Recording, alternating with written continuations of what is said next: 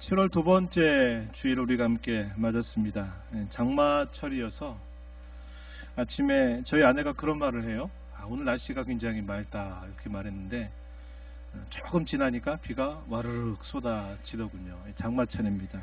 장마철을 맞았는데 이번 주 또 화요일부터는 삼복더위, 초복으로부터 또 중복, 말복에 이르는 본격적인 더위가 또 시작되는 주간이기도 합니다. 건강과 안전 항상 잘 살피시기 바랍니다. 항상 이맘때가 되면 참 또 불의하게 여러 사고를 당하는 분들이 적지 않습니다. 여러분 항상 조심하시고 건강에 유의하시기 바랍니다. 오늘도 주님 앞에 나오신 여러분들에게 주님의 은혜와 평강이 가득하기를 축복합니다. 6월달 접어들어서 6월, 7월 우리가 계속 이사야서 말씀을 한 장씩 함께 읽어오고 있습니다.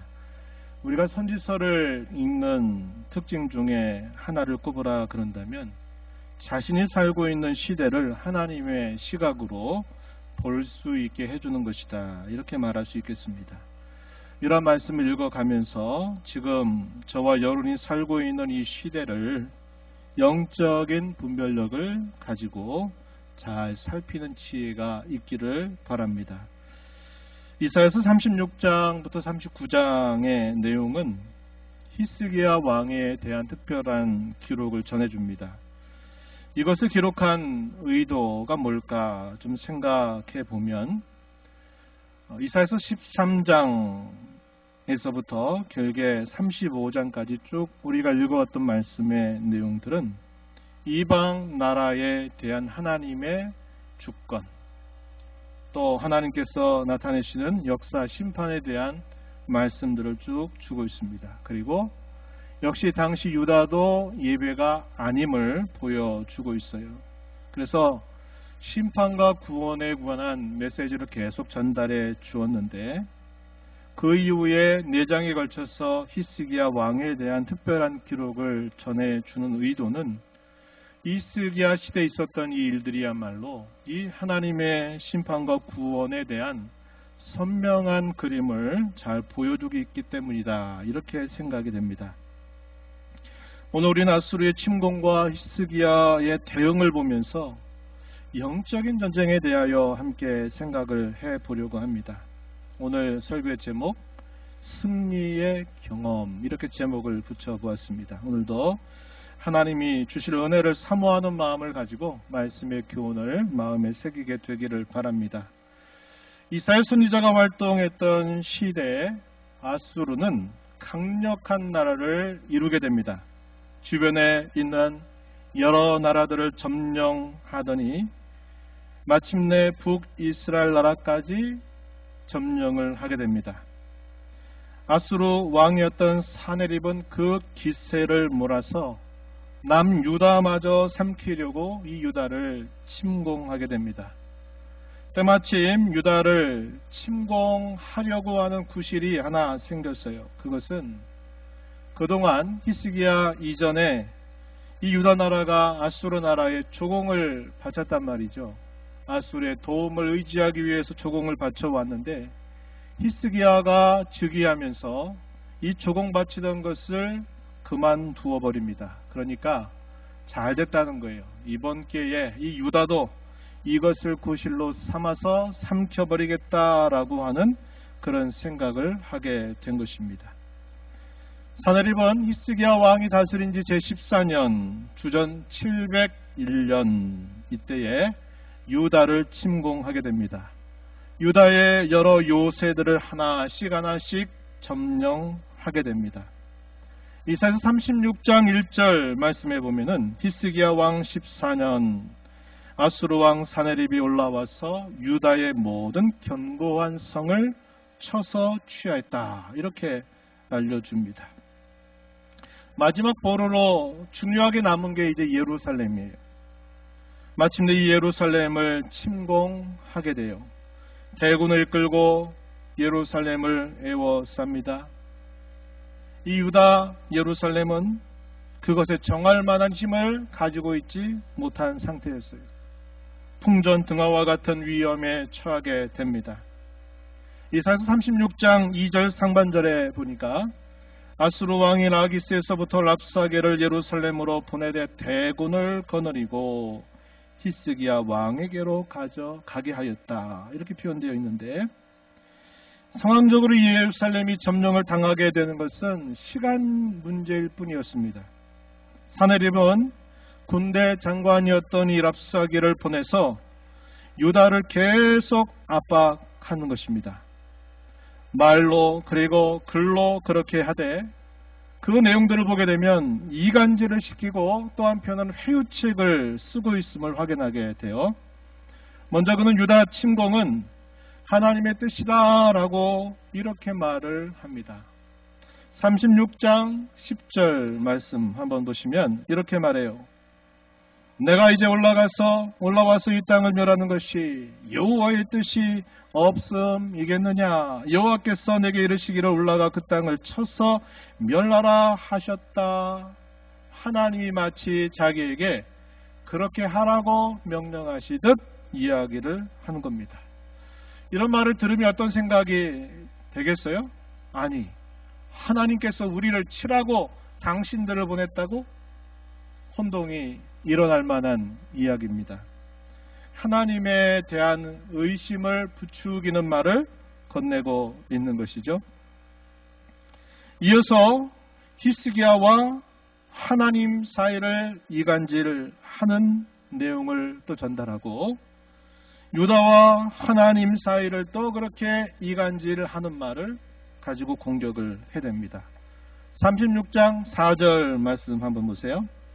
랍사게가 그들에게 이르되 이제 히스기야에게 말하라. 대왕 아수르 왕이 이같이 말씀하시기를 내가 믿는 바 그 믿는 것이 무엇이냐. 누가 누구에게 하는 말입니까? 랍사게는 전달자예요. 누가 한 말입니까? 아수리 왕이었던 사네립이 히스기야에게 그렇게 말하라는 거예요. 네가 믿는 바 그 믿는 것이 도대체 무엇이냐. 이렇게 말하는 것은 뭘 지금 위한 것입니까? 히스기야, 네가 하나님을 섬긴다 말하는데 네가 믿는 신앙이 도대체 뭔가 한번 보여봐라 하는 식으로 공격을 해대는 것입니다. 조금 뒤로 7절 가서 보시면, 우리가 읽은 본문 7절 보면 또 이렇게 말합니다. 혹시 내가 내게 이르기를 우리 하나님 여호와를 신뢰하노라 하리라마는 그는 그의 산당과 제단을 히스기야가 제하여 버리고 유다와 예루살렘에 명령하기를 너희는 이 제단 앞에서만 예배하라 하던 그 신이 아니냐 하셨다. 이렇게 말합니다. 말이 조금 복잡한데요. 이 말이 무슨 말이냐면, 이 유다와 하나님 사이를 이간질 시키는데 히스기야가 어떤 일을 하냐면 종교개혁을 단행해요. 잠시 후에 우리가 살펴보겠지만 종교개혁을 단행하면서 곳곳마다 산이나 이런 데 세워져 있는 산당들을 다 제하여 버리는 겁니다. 제하여 버리고 중앙에 있는 예루살렘 성전을 중심으로 그들이 하나님을 섬기라고 하는 거예요. 그런데 이방 사람들의 관점에서 보면 어떻게 보이느냐? 야, 너희가 섬기는 신은 예루살렘 한 곳에 있는 신이야? 그거밖에 안 돼? 이렇게 보인다 이 말이에요. 왜? 히스기야가 그 곳곳마다 있었던 산당들을 다 제하여 버림으로써 그 신이 함께할 수 있는 그런 자리가 더 좁아지게 만들었다 이 말이에요. 그러니 너희가 섬기는 그 신이 예루살렘에 있다 한들 그게 되겠냐 하는 식으로 조롱하고 비꼬는 말을 하고 있는 겁니다.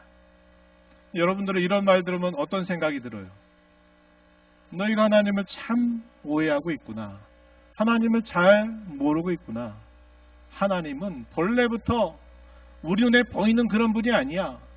하나님은 가시적으로 눈으로 볼 수 있는 분이 아니라 그분은 보이지 않으시면서 온 땅을 충만하게 채우셔서 온 땅 어느 곳이든지 계신 분이야 라고 우리는 답변해 줄 수 있겠죠?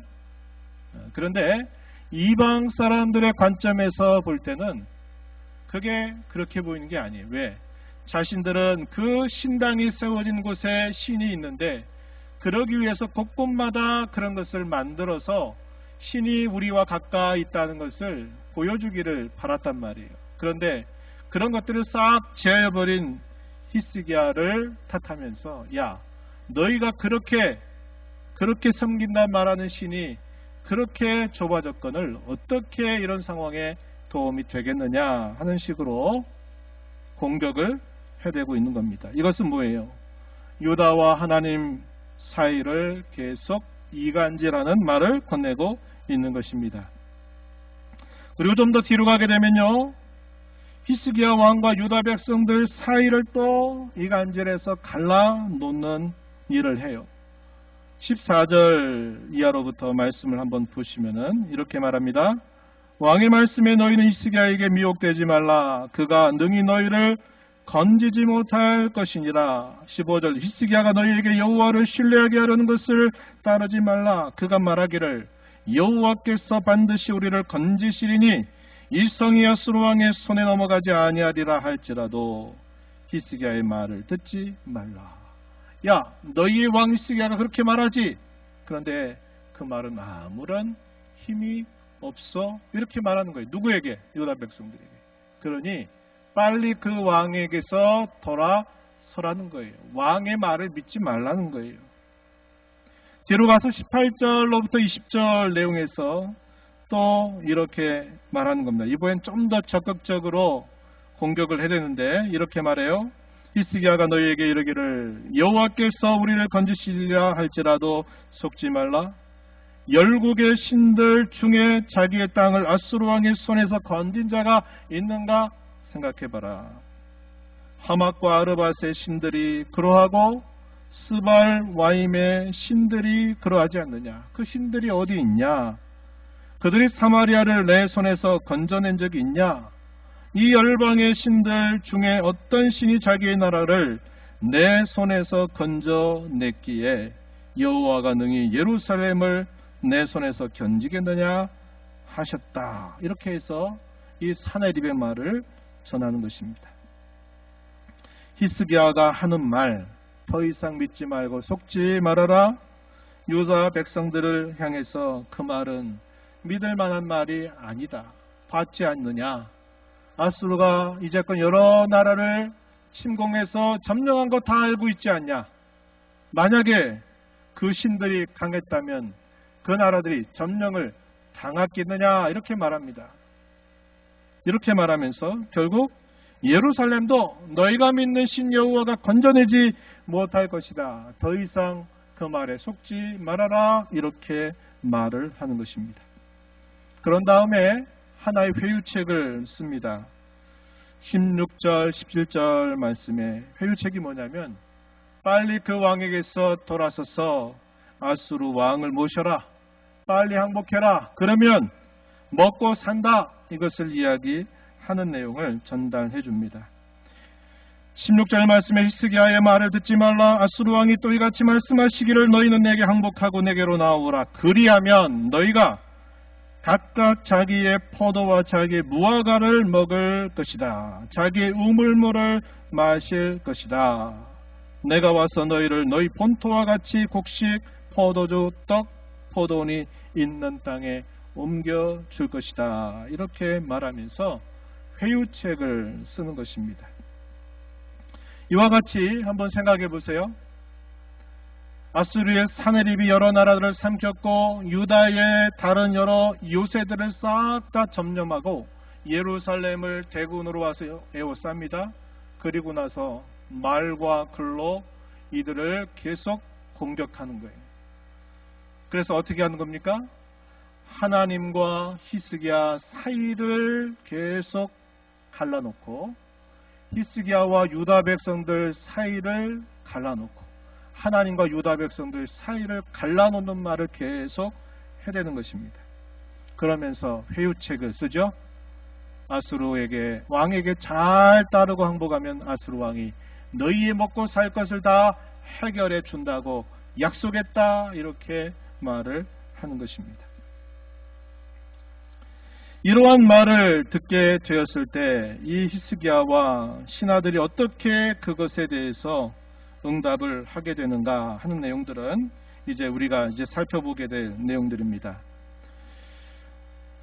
선대 아하스의 뒤를 이어서 25살의 히스기야는 유다의 왕이 됩니다. 그리고 그가 왕이 되자마자 가장 먼저 한 일은 종교 개혁을 단행하였습니다. 그 목적은 두 가지예요. 하나는 뭐냐? 선대로부터 계속 잘못되었던 악한 습관들을 끊고자 하는 것이 하나의 목적이요. 또 하나의 목적은 하나님과 그 백성들을 연합시키는 데 그 목적이 있는 것입니다. 열왕기하 18장 3절 이하로부터 7절 상반절에 히스기야가 당시의 종교를 어떻게 개혁했는가 하는 내용을 비교적 자세하게 알려줍니다. 한번 여러분 스크린에 말씀을 한번 보세요. 열왕기하 18장 3절에 히스기야가 그의 조상 다윗의 모든 행위와 같이 여호와께서 보시기에 정직하게 행하였다. 4절에 여러 산당들을 제거하고 주상을 깨뜨리고 아세라 목상을 찍고 모세가 만들었던 놋뱀을 향해서 이스라엘 자손들이 계속 분향하니까 그것을 잘게 가루로 무서워서 누수더니라. 그래서 그것마저도 취해 버리게 됩니다.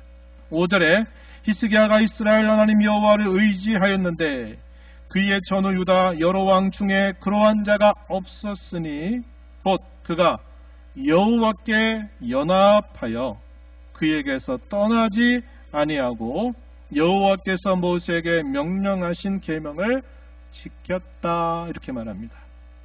제가 조금 천천히 읽은 부분이 있었어요. 그게 뭡니까? 여호와께 연합하여 그에게서 떠나지 아니하였다 하는 말입니다. 결과 어떻게 됐을까? 7절 상반절에 여호와께서 그와 함께 하심에 그가 어디로 가든지 형통하였다. 이렇게 말해 줍니다. 종교 개혁을 단행한 것, 이제 그 결과가 어떻게 나타날지 궁금해지는 것입니다. 큰 위기를 만났어요. 그 위기 앞에서 그동안 히스기야가 종교 개혁을 단행해서 그 종교 개혁을 한 그 열매가 어떻게 나타나게 될까 궁금해지는 찰나죠. 고린도후서 13장 5절 말씀에 보면 너희는 믿음 안에 있는가 너희 자신을 시험하고 너희 자신을 확증하라. 예수 그리스도께서 너희 안에 계신 줄을 너희가 스스로 알지 못하느냐. 그렇지 않으면 너희는 버림받은 자다. 이렇게 말씀합니다. 뭐라고 말합니까? 너희가 믿음 가운데 서 있는지 너희 자신을 자세하게 조사해 봐라. 이 말입니다. 자세하게 검토해 봐라. 조사해 보라는 거예요. 지금 유다가 맞닥뜨리고 있는 그 위기는 그동안 잘못된 나라를 세운다고 애를 써서 종교를 개혁하고 하나님 앞에 뭔가를 하겠다고 해왔는데 이런 위기 상황에서 과연 유다가 그걸 이겨내지 못하게 된다면 종교개혁이 다 결국 헛된 일 아니냐 하는 식의 일이 나타날 수 있는 상황이 되어버린 것입니다. 히스기야는 그런 일들 앞에서 어떻게 하느냐? 랍사게를 보내서 사네립의 말을 계속 말로 공격하게 될 때 히스기야는 저의 말에 대하여 아무 말도 응답하지 말라라고 하는 명령을 내렸습니다. 그래서 그런 말을 하고 있는 중에 신하들은 아무런 말로 응전하지를 않았어요. 그리고 말보다는 히스기야가 어떻게 처신하느냐? 하나님 앞에 겸비함을 보이게 됩니다. 37장 1절 말씀에 보시면은 이렇게 말합니다. 히스기야 왕이 듣고 자기의 옷을 찢고 굵은 베옷을 입고 여호와의 전으로 갔다.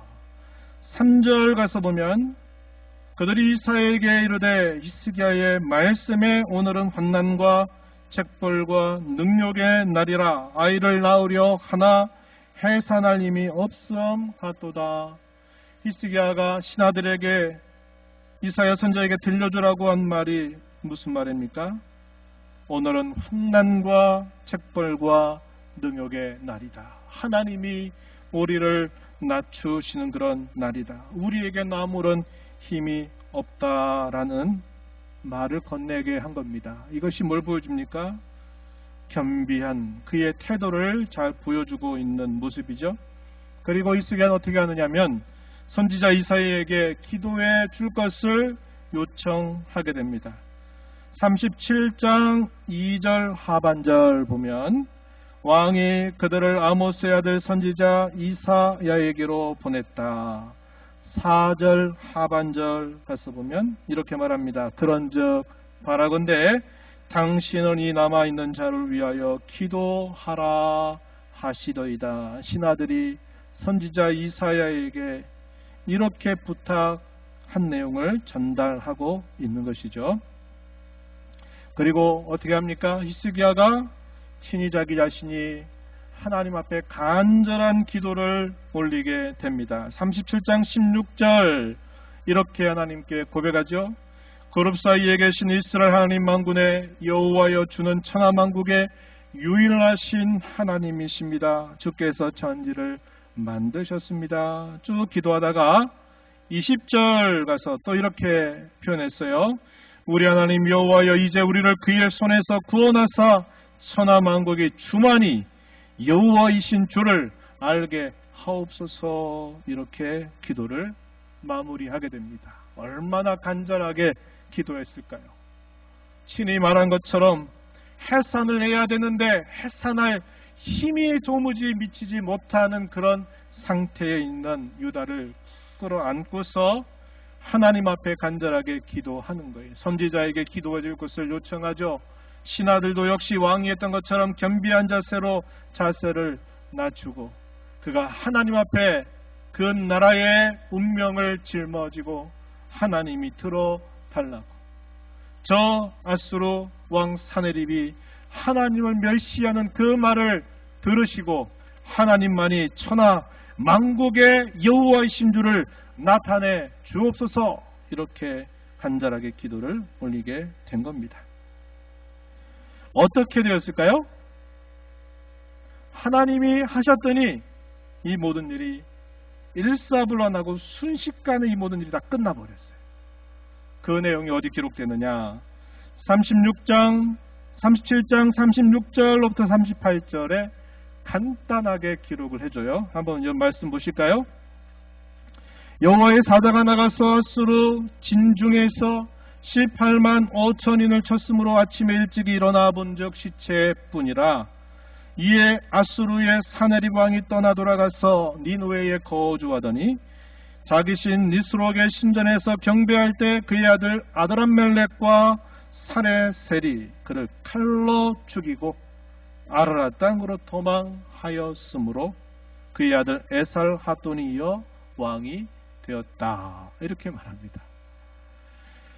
이러한 일들이 있기까지 참 많은 사건과 일들이 일어났고 또 많은 말들로 계속 히스기야와 하나님 사이, 또 히스기야와 유다 백성들 사이, 또 유다 백성과 하나님 사이를 계속 이간질하는 일을 했어요. 이제 시간 문제라 그랬죠. 이제 공격만 개시하면 유다도 역시 점령당하게 될 위기의 상황 속에 어떤 일이 벌어진 겁니까? 그날 밤 여호와께서 사자를 보내서 그 모든 아수르의 대군들을 다 죽이시고 심판하신 일이 있게 돼서 다음 날 아침에 보니까 그 공격을 기다렸던 아수르의 군사들이 다 시신으로 눈에 들어오는 일이 있게 되었다. 이렇게 말해 주는 겁니다. 하나님께서 하시니 심판도 즉시 일어나고 구원도 즉시 일어났다는 사실을 성경은 우리에게 말해줘요. 하나님이 하시면 이와 같이 된다는 것을 우리는 이 말씀을 통해서 확인하게 되는 것입니다. 이런 말씀을 가지고 우리가 영적인 전쟁에 있어서 몇 가지 교훈들을 적용해 보려고 합니다. 성경은 구원받아 교회에 속한 성도들에게 화해할 수 없는 싸움이 계속됨을 가르쳐 줍니다. 한편이 완전히 질 때까지는 끝나지 않는 싸움이죠. 승리의 깃발은 이미 그리스도께서 꽂아 놓으셨습니다. 하지만 그 승리의 깃발이 꽂혀 있는 곳에 도달하게 될 때까지는 계속 크고 작은 싸움을 싸워야 합니다. 전쟁에서 전략과 전술은 그 의미가 달라요.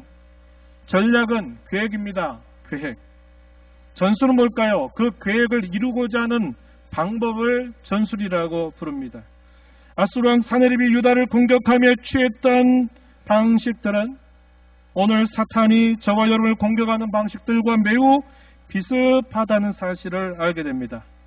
힘을 앞세우고 위협하고 협박하는 방식, 멸시와 조롱하는 방식, 이간질하고 위하는 방식의 목적은 결국 하나님과 히스기야 그리고 그의 백성들을 갈라놓아 그들에게 두려움을 가져다주고 낙담하게 하여서 결국은 두 손을 들게 만드는 것입니다. 사탄이 우리를 여러 방식으로 공격하는 궁극적 목적이 뭘까요? 그것은 하나님과 우리를 갈라놓는 거예요. 우리와 우리의 사이를 갈라놓는 것입니다. 그러면 다 흩어져 버리게 되는 거죠. 우리의 신앙을 무력하게 만들어 버리는 거예요. 네가 믿는 바 그 믿는 게 도대체 뭐냐? 우리가 아까 읽었던 말씀에서 그렇게 공격하죠. 너 믿음 있다고 그러는데, 너 하나님 섬긴다고 말하는데 내가 정말 섬기는 거 맞아? 한번 증명해 봐. 이렇게 공격해 들어온다 이 말이에요.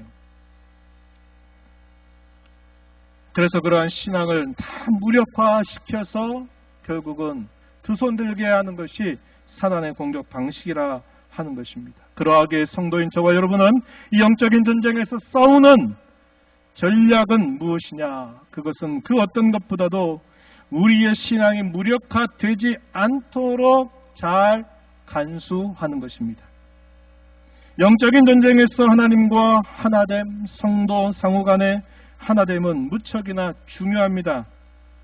종이 한 장이 낱장으로 있게 될 때 요거 쉽게 이렇게 하면 찢어져 버리죠. 그렇지만 이 한 장이라도 이 한 장이 단단한 벽에 탁 달라붙어 있게 되면 이 한 장의 종이는 쉽게 찢어지지 않아요. 또 어떻게 됩니까? 한 장은 쉽게 찢어져도 이것이 2장, 3장, 20장, 50장, 100장 돼보세요. 쉽게 이게 찢어지겠어요? 안 찢어지는 거예요. 성도와 성도 사이에 믿음으로 사랑의 연합을 이루어서 그 관계가 탄탄하면 마치 종이 한 장이 아니라 종이 10장, 종이 20장, 종이 50장이 모이는 것과 비슷해요. 종이가 이렇게 모여 있어 보세요. 총알도 그 종이를 뚫지 못할 정도로 강해지는 것을 우리는 알게 되는 것입니다. 그래서 중요하다는 거예요. 연합이라고 하는 것, 바싹 달라붙어 있는 것이 얼마나 중요한가 하는 것을 우리는 알게 돼요. 우리 신앙세계도 마찬가지입니다. 우리와 하나님이 바싹 붙어 있게 되거나 성도와 성도 사이가 서로 끈끈하게 사랑 안에서 믿음으로 붙어 있게 되면 강해지게 되어 있어요. 성경이 이것을 뭐라고 부르는지 아세요? 이걸 연합이다 이렇게 부릅니다. 성경이 가르치는 승리의 공식은 내가 싸우는 게 아니라 하나님이 싸우게 하는 것이에요. 그러려면 우리가 하나님께 바싹 붙어 있어야 합니다. 틈이 벌어지게 되는 순간 순식간에 치고 들어오는 것입니다. 그러므로 우리는 이러한 연합이 단단해지도록 이 연합이 깨지지 않도록 힘써야 한다는 것이 우리 신앙의 가장 큰 효력은 우리가 갖는 이 믿음이 가장 효력이 있게 해주는 건 뭐냐면 나와 혹은 우리와 하나님을 연합하도록 묶어주는 것이다 하는 것입니다. 로마서 6장 5절과 8절 말씀해 보면 이렇게 말합니다. 만일 우리가 그의 죽으심과 같은 모양으로 연합한 자가 되었으면 또한 그의 부활과 같이 같은 모양으로 연합한 자가 되리라. 8절 가서 보면 만일 우리가 그리스도와 함께 죽었으면 또한 그와 함께 살 줄을 뭐한다? 믿는다. 이렇게 말했어요. 우리가 갖는 이 믿음은 우리를 하나님 앞에 의롭게 하고 의롭게 된 그 자녀들은 그리스도의 죽음과 부활과 뗄 수 없는 연합을 이루고 있다고 우리에게 말해주고 있는 것이에요.